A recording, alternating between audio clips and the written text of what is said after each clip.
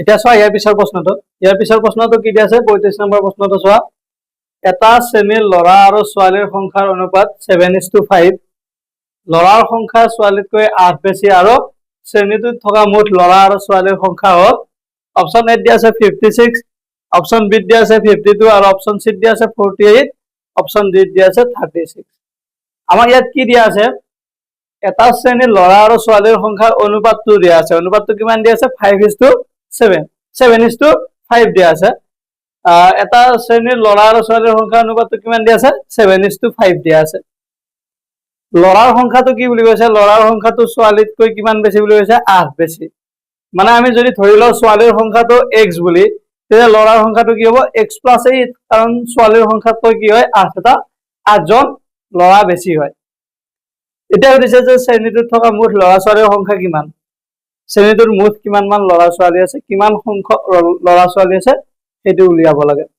তাৰ বাবে আমি আগতে কি উলিয়াব লাগিব ল'ৰাৰ সংখ্যা আৰু ছোৱালীৰ সংখ্যা উলিয়াই ল'ব লাগিব তাৰ পিছত আমি দুইটা যোগ কৰি দিলে আমি শ্ৰেণীটোত থকা মুঠ ল'ৰা ছোৱালীৰ সংখ্যাটো আমি গম পাম এতিয়া চোৱা আমাক কি দিয়া আছে ল'ৰা আৰু ছোৱালীৰ অনুপাতটো দিয়া আছে 7:5 ধৰা হ'ল ছোৱালীৰ সংখ্যাটো আমি ধৰি ললো কি হয় ছোৱালীৰ সংখ্যা x আটাইতকৈ যেটো কম হয় হেতু ধৰি লব লাগে কি হ'ব ছোৱালীৰ সংখ্যাটো কমকৈ আছে এতিয়া কি হ'ব ছোৱালীৰ সংখ্যাটো আমি ধৰি ললো কি বুলে x ল'ৰাৰ সংখ্যা কি হ'ব যদি ছোৱালীৰ সংখ্যা x হয় ল'ৰাৰ সংখ্যা কি হ'ব x + 8 কাৰণ ছোৱালীৰ সংখ্যাতকৈ 8 জন ল'ৰা বেছি আছে সেইভাবে আমি ছোৱালীৰ সংখ্যাৰ লগত 8 এটা যোগ কৰি দিছো এতিয়া চোৱা এইটো আমি কি হত লিখিম ছোৱালীৰ সংখ্যা আৰু ল'ৰাৰ সংখ্যাৰ অনুপাতটো আমি লিখিব লাগে এতিয়া x + 8 divided by x equal to কিমান হ'ব 7/5 কাৰণ 7:5 আছে আৰু ল'ৰাৰ সংখ্যাটো আগত আছে চোৱা তাৰ পিছত কি হ'ব 5 টো x + 8 ৰ লগত কি হ'ব পূৰণ হ'ব ব্ৰজগুণন প্ৰক্ৰিয়াত পূৰণ হ'ব x + 8 তাৰপিছত এইটো কি হ'ব 7 * x কিমান 7x এটো কি হ'ব 5 * x 5x plus 8 * 5 কিমান হ'ব 40 equal to কিমান হ'ব 7x তাৰ পিছত চোৱা 5x minus 7x তো এফালে প্লাস হৈছিল এফালে এলে কি হ'ব minus 7x 40 তো এফালে প্লাস হৈছিল লেফট হ্যান্ড সাইডে রাইট হ্যান্ড সাইডে গলে কি হ'ব -40 তাৰ পিছত চোৱা ইয়াতে মাইনাস কৰিলে কি হ'ব প্লাসে মাইনাসে মাইনাস 7 ৰ পৰা 5 গলে কিমান থাকিব 2 থাকিব কিন্তু 7 ৰ আগত মাইনাস আছে মানে ডাঙৰ সংখ্যাটোৰ আগত মাইনাস আছে গতিকে ৰিজাল্টত কি হ'ব -2x এফালে কি আছে -40 তাৰ পিছত চোৱা দুই সাইডে মাইনাস আছে লেফট হ্যান্ড সাইডে আৰু ৰাইট হ্যান্ড সাইডে গতিকে আমি মাইনাসটো উঠাই দিম দিয়াৰ পিছত কি হ'ব 2x = 40 হৈ যাব তাৰ পিছত x ৰ লগত 2 টো কি হৈছে 2 টো পূৰণ হৈ আছে গতিকে 2 টো যদি আমি ৰাইট হ্যান্ড সাইডে লৈ যাও তেতিয়া কি হৈ যাব হৰণ হৈ যাব 40 divided by 2 240 ক ডিভাইড কৰিলে কিমান হয় 240 ক ডিভাইড কৰিলে 20 হ'ব অৰ্থাৎ ছোৱালীৰ সংখ্যা কিমান হ'ব 20 জনী আৰু ল'ৰাৰ সংখ্যা কিমান হ'ব 20 plus 8 কিমান হ'ব 28 হ'ব এটো হ'ল ল'ৰাৰ সংখ্যা আৰু 22 হ'ল ছোৱালীৰ সংখ্যা এটা মুঠ ল'ৰা ছোৱালীৰ সংখ্যা উলিয়াবৰ বাবে আমি কি কৰিম 20 plus 28 ল'ৰা আৰু ছোৱালীৰ সংখ্যাটো যোগ কৰি দিম ল'ৰা আৰু ছোৱালীৰ সংখ্যাটো যোগ কৰি দিলে কিমান হ'ব 20 plus 28 কিমান হ'ব 48 মুঠ ল'ৰা ছোৱালীৰ সংখ্যা কিমান আছে 48 আছে এটো কোনটো অপচনত আছে 35 নম্বৰৰ অপচন সিত আছে গতিকে 35 নম্বৰ কোৱেশ্চনটোৰ বাবে শুদ্ধ উত্তৰ হ'ব অপচন সি বুজিছা এনেকুৱা ধৰণৰ প্ৰশ্ন হলে তোমালোকে কৰিব পাৰিবা না যদি ভিডিওটো চাই তোমালোকৰ ভাল লাগিছে লাইক কমেন্ট কৰিবা আৰু ভিডিওটো তোমালোকৰ বন্ধু বান্ধৱীলৈকে শেয়াৰ কৰি দিবা এবাৰ যাও আমি ইয়াৰ পিছৰ প্ৰশ্নটোলৈ 36 নম্বৰ কোৱেশ্চনটো কি দি আছে এটা সুষম ষড়ভুজৰ কৰ্ণৰ সংখ্যা হল অপশন এ দিয়া আছে 3, অপশন বি দিয়া আছে 6, অপশন সি দিয়া আছে 5 আৰু অপশন ডি দিয়া আছে 9। আমাক কি উলিয়াব দিছে? আমাক উলিয়াব দিছে যে এটা সুষম ষড়ভুজৰ কৰ্ণৰ সংখ্যা হল এটা সুষম ষড়ভুজৰ কৰ্ণৰ সংখ্যা উলিয়াব লাগে। তোমালোকে জানা নাই এটা সুষম ষড়ভুজত বাহুৰ সংখ্যা কিমান? এটা সুষম ষড়ভুজত বাহুৰ সংখ্যা হল 6। যেতিয়া আমাৰ এটা বহুভুজ এটাৰ কৰ্ণৰ সংখ্যা উলিয়াব লাগে তেতিয়া আমি কি সূত্ৰ ব্যৱহাৰ কৰো? মই সাইডত তোমালোকক লিখি দিছো। কৰ্ণৰ সংখ্যা উলিয়াবৰ বাবে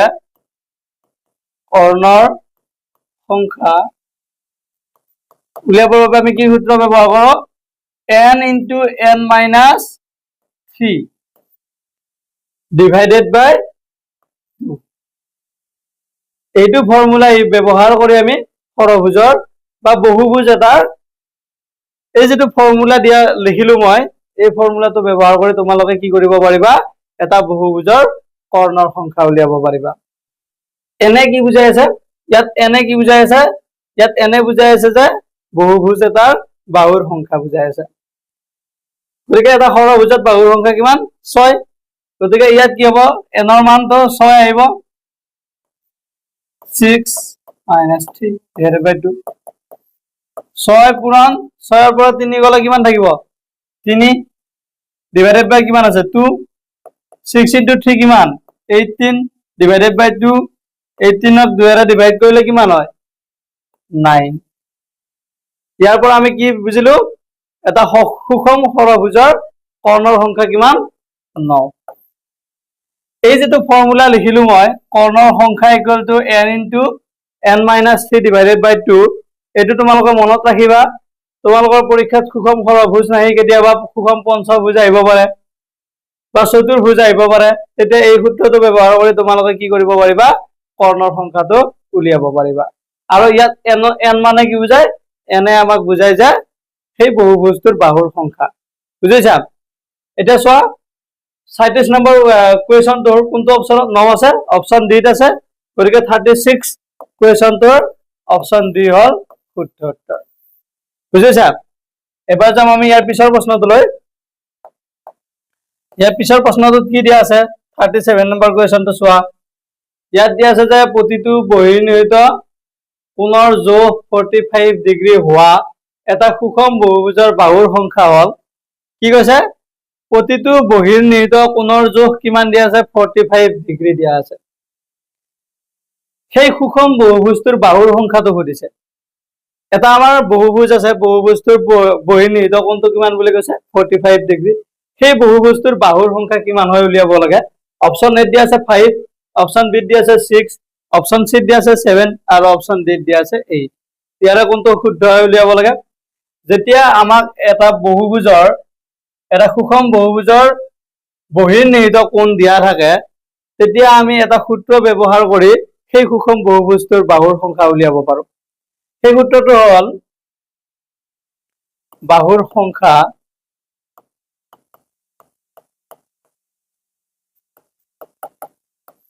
(360 divided by বহিৰ্নিহিত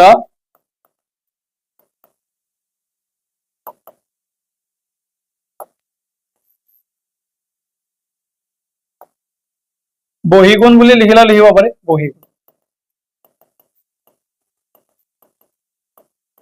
বহিগুণৰ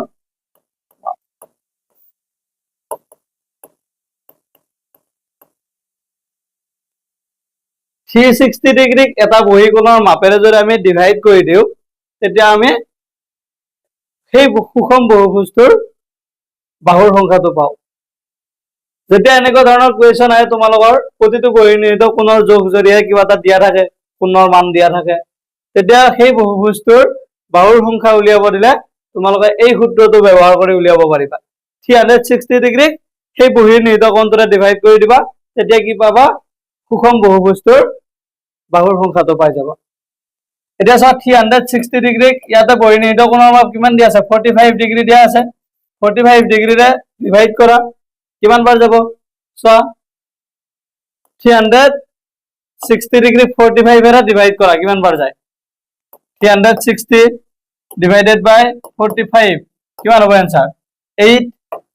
কিমান বাৰ যাব 8 বাৰ যাব অৰ্থাৎ আমাক দিয়া থকা কুৱেশ্যনটো যেটো দিয়া আছিল প্ৰতিটো বহিৰ নিহিত কোণৰ যোগ 45 ডিগ্ৰী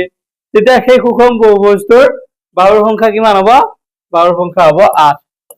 8টো কোনটো অপচনত আছে 37 নম্বৰ কুৱেশ্যনৰ অপচন ডি ত আছে গতিকে 37 নম্বৰ কুৱেশ্যনটোৰ শুদ্ধ উত্তৰ কি হয় অপচন ডি হল শুদ্ধ উত্তৰ বুজিছা এবাৰ যাম আমি ইয়াৰ পিছৰ প্ৰশ্নটোলৈ ইয়াৰ পিছৰ প্ৰশ্নটোত কি দিয়া আছে ইয়াৰ পিছৰ প্ৰশ্নটোত দিয়া আছে যে যদি সামান্তৰিক এটাৰ কোণ যদি সামান্তৰিক এটাৰ কোণ এটা তাৰ ন্যূনতম কোণটোৰ দুগুণতকৈ 24 ডিগ্ৰী কম হয় তেন্তে সামান্তৰিকটোৰ বৃহত্তম কোণটো হল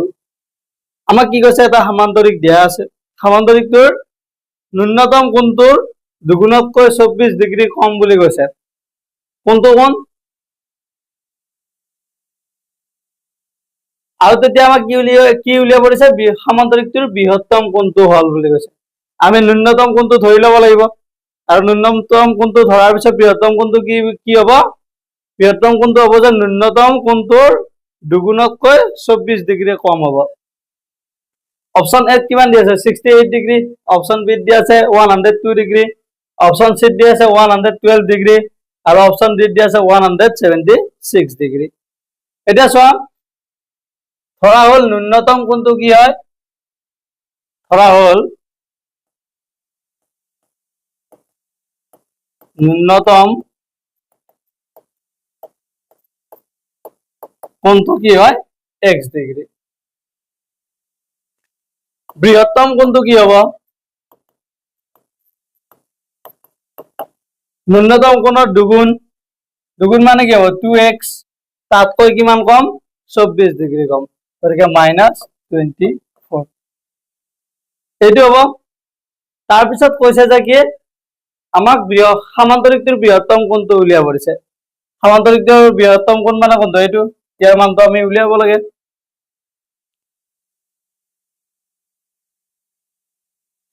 এইটো উলিয়াবৰ বাবে চোৱা আমি কি জানো সামান্তৰিক এটা সন্নিহিত যেটো কোণ থাকে সন্নিহিত কোণ দুটাৰ যোগফল কিমান হয় 180 ডিগ্ৰী হয় সন্নিহিত কোণৰ যোগফলটো কিমান হয় 180 ডিগ্ৰী হয়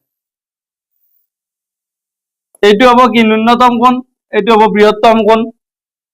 আৰু এই দুইটা কোণ কি হৈ আছে সন্নিহিত কোণ হৈ আছে গতিকে এই দুইটা কোণ যদি আমি যোগ কৰি দিও তেতিয়া কিমান হ'ব এনসাৰটো 180 ডিগ্ৰী হ'ব বুজিছা ঠিক তেনেকৈ এতিয়া আমি ন্যূনতম কোণটো আৰু বৃহত্তম কোণটো যদি যোগ কৰি দিও তেতিয়া আমি কিমান পাব লাগিব 180 ডিগ্ৰী পাব লাগিব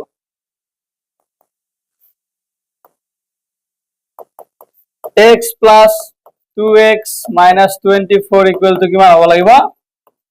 180 ডিগ্ৰী হ'ব লাগিব এইটো বুজি পাইছা না এটা সামান্তৰিকৰ ন্যূনতম কোণটো আৰু বৃহত্তম কোণ দুটাৰ যোগফল কিমান হয় 180 ডিগ্ৰী হ'ব তোমালোকে এই বস্তুটো মনত ৰাখিবা পৰীক্ষাত কেতিয়াবা আহিব পাৰে ইয়াত বেলেগ ধৰণে দিব পাৰে ইয়াত দিয়া আছে যে তাৰ ন্যূনতম কোণটোৰ দুগুণতকৈ 24 ডিগ্ৰী কম বুলি কৈছে বা কেতিয়াবা বেলেগ কৈ দিব পাৰে তেতিয়া মনত ৰাখিবা যে সামান্তৰিকৰ যেতিয়া ন্যূনতম কোণটো আৰু বৃহত্তম কোণটোৰ মান উলিয়াব দিব তেতিয়া চাবা দুইটা কোণৰ যোগফলটো কিমান হয় 180 ডিগ্ৰী হয় বুজিছা আৰু আটাইকেইটা কোণৰ যোগফল কিমান হ'ব 360 ডিগ্ৰী হ'ব ন্যূনতম কোণ আৰু বৃহত্তম কোণটো কি হৈ থাকে সন্নিহিত কোণ হৈ থাকে সেইবাবে কি হ'ব পাৰে আমাৰ সন্নিহিত কোণ দুটাৰ যোগফল কি হয় 180 ডিগ্ৰী হয় সেইবাবে আমি দুইটা কোণৰ যোগফলটো কিমান বুলি লিখিছো 180 ডিগ্ৰী বুলি লিখিছো এইটো মনত ৰাখিবা তোমালোকৰ পৰীক্ষাত বেলেগ ধৰণে কুৱেশ্যনটো আহিলেও এইটো সন্নিহিত কোণ দুটাৰ যোগফল 180 ডিগ্ৰী এইটো বস্তু তোমালোকৰ প্ৰয়োজন হ'ব এইটো মনত ৰাখি থবা এতিয়া চোৱা ইয়াক সৰল কৰা x plus 2x কিমান হ'ব 3x minus 24 equal to 180 left hand সাইডে কি আছে -24 গতিকে রাইট হ্যান্ড সাইডে আহিলে কি হ'ব +24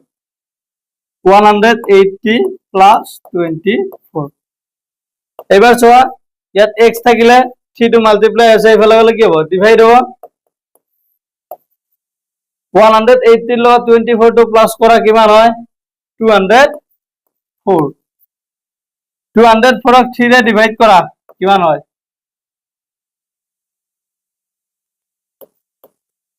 204 6 3 গুণ 18 2 4 8 3 গুণ 24 কিমান হ'ব 68 x ৰ মানটো কিমান হ'ব 68 হ'ব আমাৰ উলিয়াব দিছে কোনটো বৃহত্তম কোণটোৰ মান উলিয়াব দিছে গতিকে বৃহত্তম কোণটোৰ মান উলিয়াব লাগিলে কি হ'ব 2x হ'ব 2x minus 24 হ'ব অৰ্থাৎ 2 into 68 minus 24 এইটো হ'ব 2 into 68 কৰা কিমান হয়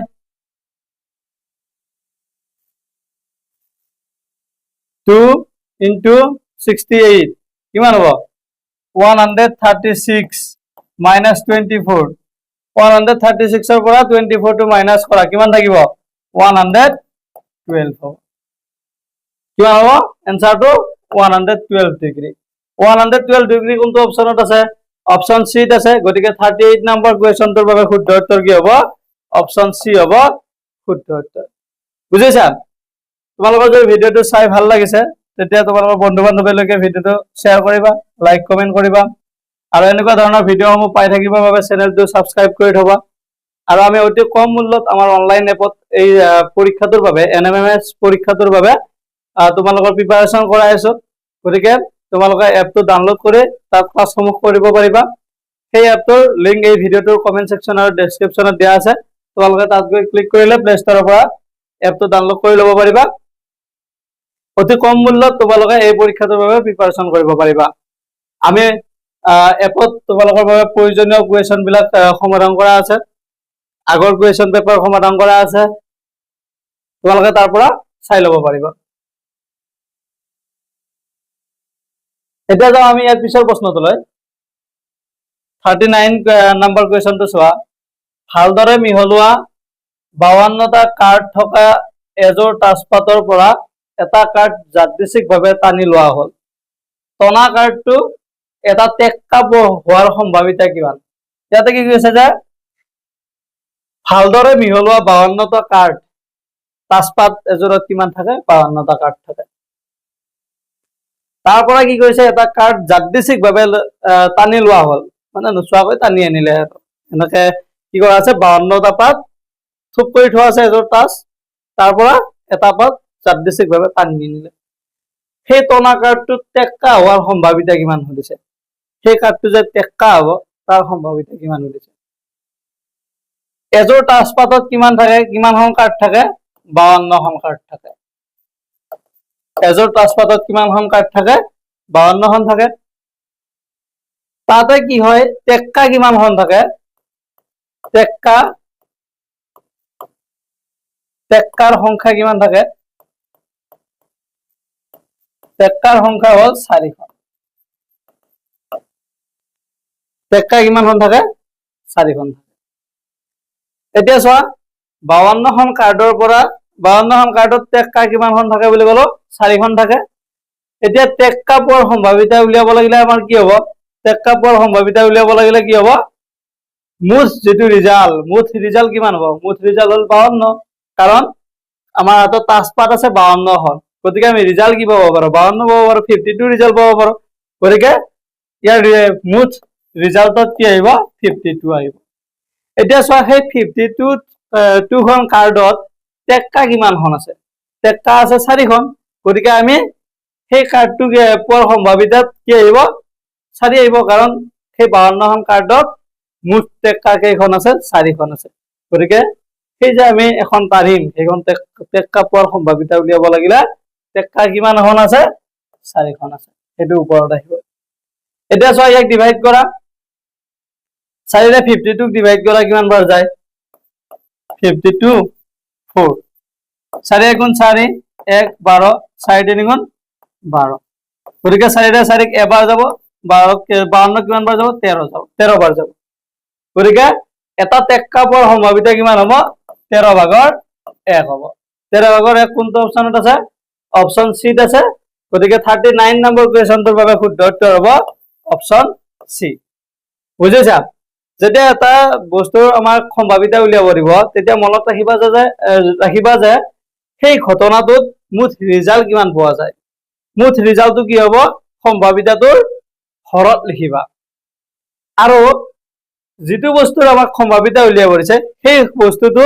ঘটনাটোত কিমান বাৰ আহে চাবা ঘটনাটোত কিমান বাৰ আছে সেই সংখ্যাটো ধৰা ইয়াত কি দি আছে টেক্কা দি আছে মুঠ ঘটনাটোৰ পৰা ৰিজাল্ট আমি কিমান পাব পাৰো 52 পাব পাৰো 52 পাব পাৰো কিন্তু সেই 52ৰ লগত টেক্কা কিমানখন আছে 4খন আছে গতিকে সেই 4টো ক'ত যাব সম্ভাৱিতাৰ লগত যাব বুজিছা এইটো হল টেক্কা পোৱাৰ সম্ভাৱিতা কিমান 13/1 এবাৰ যাওঁ আমি ইয়াৰ পিছৰ প্ৰশ্নটোলৈ 40 নম্বৰ কুৱেশ্যনটো চোৱা 40 নম্বৰ কুৱেশ্যনটো দিয়া আছে যে দুটা মুদ্ৰা একেলগে টছ কৰা হল এটা মুণ্ড আৰু এটা পুচ্ছ পোৱাৰ সম্ভাৱিতা কিমান অপচন এ দিয়া আছে 4/1 অপচন বি দিয়া আছে 4/3 অপচন সি দিয়া আছে 2/1 অপচন ডি দিয়া আছে 3/2 ইয়াতে কি দিয়া আছে এটা মুদ্ৰা একেলগে টছ কৰা হল বুলি কৈছে এটা দুটা মুদ্ৰা যেতিয়া একেলগে টছ কৰিবা চোৱা দুটা মুদ্ৰা একেলগে টছ কৰিলে কি হ'ব হেড পাব পাৰো আমি দুইটাতে এবাৰ আৰু আমি এবাৰ কি পাব পাৰো এটাত হেড পাব পাৰো এটাত কি পাব পাৰো টেল পাব পাৰো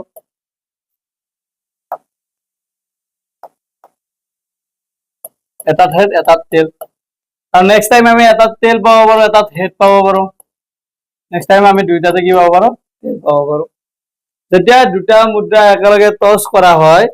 তেতিয়া আমি এই চাৰিটা ৰিজাল্ট পাব পাৰো এটা মুদ্ৰা টছ কৰিলে আমি কি পাওঁ এটা মুদ্ৰা টছ কৰিলে আমি দুটা ৰিজাল্ট পাওঁ হেড আৰু টেল যেতিয়া দুটা মুদ্ৰা একেলগে টছ কৰিবা তেতিয়া আমি ৰিজাল্ট কিমান পাম 4 পাম হেড পাব পাৰো হেড টেল পাব পাৰো টেল হেড পাব পাৰো আৰু টেল পাব পাৰো এতিয়া হচ্ছে যে এটা মুণ্ড আৰু এটা পুচ্ছ পোৱাৰ সম্ভাৱিতা কিমান মুণ্ড মানে কি হয় মুণ্ড মানে হল হেড আৰু পুচ্ছ মানে হল টেল এতিয়া আমাক কৈছে যে এটা মুণ্ড আৰু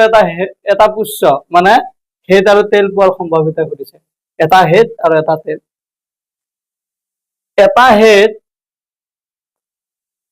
এটা মুণ্ড মানে হেড আৰু এটা পুচ্ছ মানে এটা টেল